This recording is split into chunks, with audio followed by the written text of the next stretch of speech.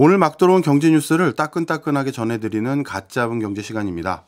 연합인포맥스의 정지석 기자, 매일경제의 추동훈 기자와 함께합니다. 어서 오세요. 안녕하세요. 네, 안녕하세요. 예. 정지석 기자님, 네. 예전에도 한번 전해주셨던 이야기죠. 홍콩 ELS 손실 사태요. 네. 관련해서 배상안이 드디어 나온 모양입니다. 네, 40만 계좌 가까이 팔린 이 홍콩 H지수 주가 연기 직권이 네. ELS 예상 투자 손실이 지금 6조 원 정도 육박하는데요. 드디어 기준안이 나왔습니다. 오늘 결론부터 말씀드리면 투자금 전액을 돌려받으실 수도 있고요. 네. 아예 받지 못하실 수도 있습니다.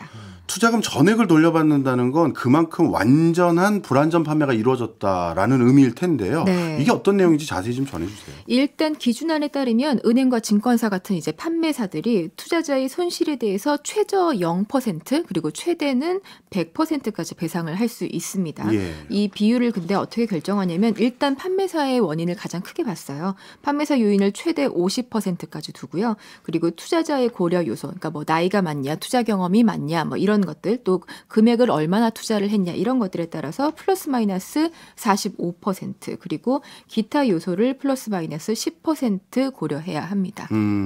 그럼 일단은 불안전 판매에 대한 정황이 충분히 확인됐다는 이야기로 봐도 될까요? 일단 은행과 증권사가 판매한 홍콩 ELS 규모가 19조 원 정도거든요. 예. 근데 뭐 투자 위험 설명 의무를 위반하거나 아니면 대리로 가입하고 또 서류를 변조하고 이런 불안전 판매 정황 다수가 확인이 일단 됐습니다. 네. 배상한 기준이 0%에서 100%까지다 보니 적용되는 사례가 좀 잘 와닿진 않네.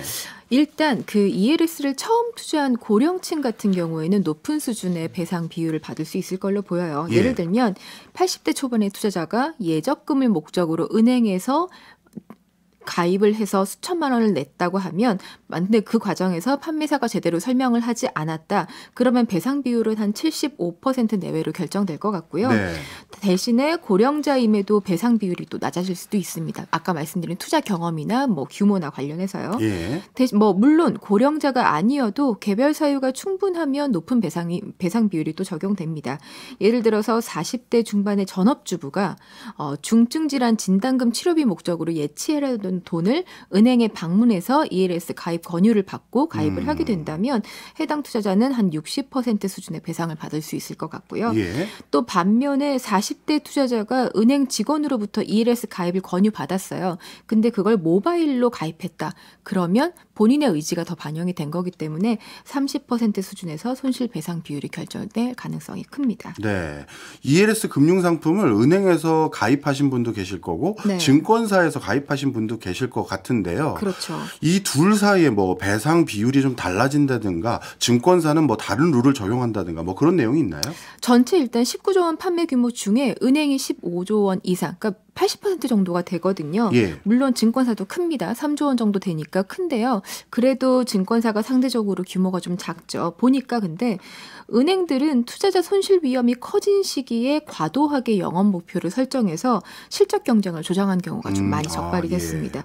금감원이 공개한 사례를 좀 보면 2021년 문제가 됐던 이 2021년에 영업 목표를 수립할 때 그 ELS가 포함되는 자산관리 수수료 목표를 직전 연도보다 60% 이상 높게 설정해서 전사적으로 판매 드라이브를 거는 은행들도 있었고요. 예. 뭐 또 다른 은행 같은 경우는 그 H지수의 변동성이 커졌던 그해 1분기에 2차례 프로모션을 실시해서 실적 데이터를 회사 게시판에 안내해서 그러니까 KPI 반영을 한 거죠. 예. 고가에 반영하다 보니까 아마 강압적으로 좀 판매가 이루어진 것 같습니다. 뭐 하지만 증권사 같은 경우는 사실 이런 사례를 좀 찾기가 힘들었어요. 그렇군요. 네, 그렇다 보니까 개별 투자 사례를 중심으로 배상 비율이 결정될 것 같습니다. 앞서 설명해 주신 사례들은 배상 비율이 뭐 75%, 네.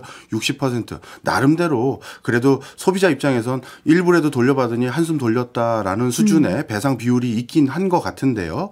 앞서 아예 배상 못 받는 경우도 있다고 하셨잖아요. 그럼요. 핵심은 근데 그러니까 ELS를 투자해봤냐, 해보지 않았냐 이 투자 그게. 경험이에요. 네. 만약에 50대 중반의 투자자가 1억 원이라는 큰 돈을 투자했다고 가정을 하면요. 근데 이 투자자는 1억 원을 투자할 수 있었던 거는 과거의 경험을 했기 때문이라고 가정을 할게요. 그러면 이 사람이 투자 경험이 많고 또 어떤 때는 수익을 보고 또 어떤 때는 손실을 봤다. 이러면 배상을 아예 받지 못합니다. 그렇군요. 그러니까 자기 투자 책임 원칙을 굉장히 높게 본 거예요. 네.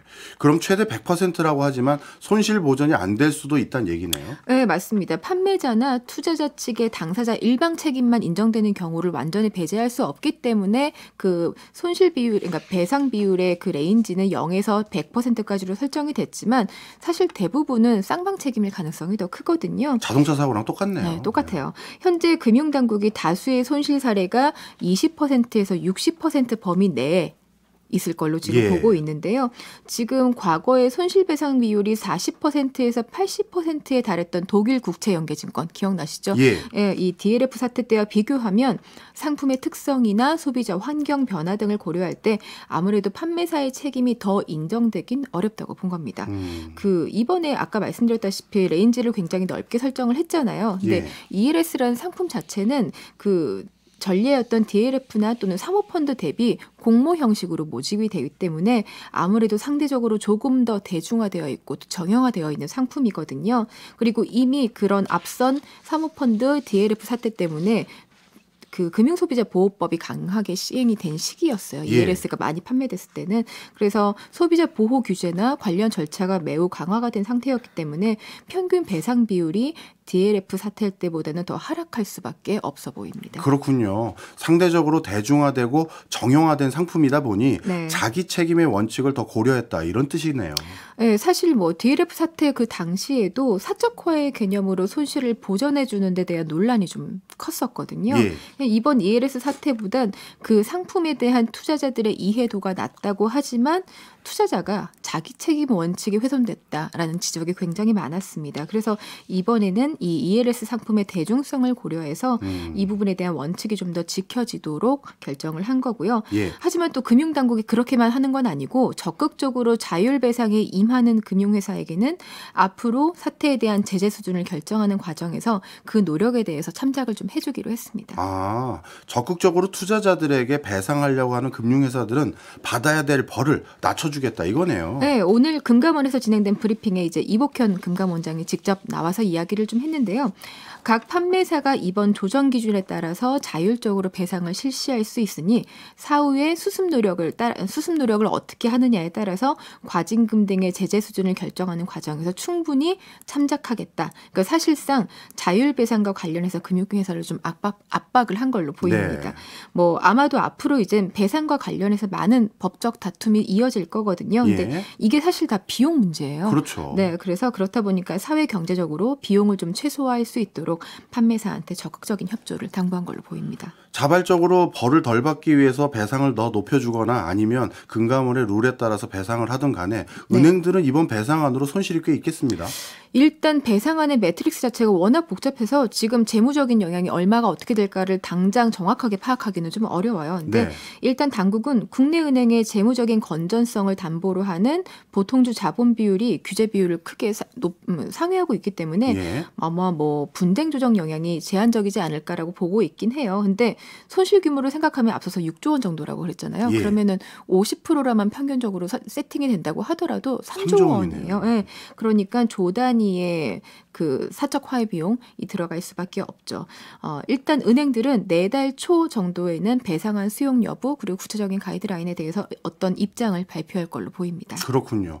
이제 구체적인 배상안이 나왔으니까 평가도 나름대로 시장에서 있을 것 같은데 시장에서의 평가는 어떻습니까? 뭐 세상에 돈 잃고 속 좋은 사람 없죠. 그렇죠. 그리고 누군가에는 그 수천만 원 또는 억 이게 아마 진짜 티끌모아 태산처럼 해서 만든 돈들일 텐데 투자자들 입장에서는 일단 최대 100%까지 배상 기준을 마련한 데 대해서는 긍정적으로 보고 있지만 또 하단이 0%잖아요. 그렇다 보니까 과연 얼마만큼 배상을 가능할까에 대한 의구심이 큽니다. 그리고 지금 DLF 사례보다는 조금 보수적으로 배상 기준이 마련됐기 때문에 불안해하는 경우도 꽤 있고요. 근데 뭐 최근에 이제 주요 은행 금융지주 평균 보수가 2억 원을 넘었다. 그리고 뭐 이들의 사회이사도 연간 수천만 원의 보수를 받아간다. 이런 보도들이 많았잖아요. 그렇다 보니까 아니 고객은 손실 보고 자기들은 고액 연봉이다, 성과급 잔치다. 뭐 이런 거에 대한 불만의 글이 온라인 카페 같은 데 굉장히 많이 올라오더라고요. 그런데 또 반대로 판매사들 입장에서 생각을 좀 해보면 예. 지금 당국이 자기 책임 원칙을 강조했다고 하는데 예. 이게 오히려 판매사 압박에 좀 초점을 뒀다 이런 이야기들도 많이 나와요. 근데 뭐 당사자 간 협상을 통해서 이제 앞으로 수백 개, 수천 개의 케이스가 나올 수밖에 없잖아요. 그러니 당분간 혼란은 좀 이어질 것 같습니다. 뭐 그래서 이제 내달 총선 앞두고 결국엔 또 이렇게 사적 화해를 강요한 게 아니냐 하는 목소리도 크죠. 근데 사실 이제 은행 간 실적 경쟁이 지금 만들어난 불안전 판매 사태거든요. 그렇겠죠. 근데 이거는 확실히 이유를 막론하고 반드시 고쳐져야 되는 관행이에요. 예. 네, 그래서 판매사들 반성해야 합니다. 근데 잊지 말아야 되는 건 투자에는 분명히 자기 책임 원칙이라는 게 명확하게 존재하거든요. 사실 선진국은 무조건적인 사적 화해를 찾기가 굉장히 어려워요. 아, 네, 그렇군요. 드물죠. 네, 그래서 DLF나 사모펀드도 그렇고 또 ELS 손실 같은 게 지금 일정 시간을 두고 되풀이되고 있는 일들이기 때문에 예. 이런 사적 화해가 금융시장 발전에 도움이 되는지에 대해서 모두가 각각의 주체별로 생각을 좀 해봐야 되는 문제인 것 같습니다. 네, 말씀 듣고 보니까 그렇네요. 결국 100% 돌려받는 사람들은 소규모이기 때문에 그죠. 많은 분들이 투자하실 때는 각별하게 스스로 판단하시는 그런 유의사항 꼭 지켜주셨으면 하는 바람입니다.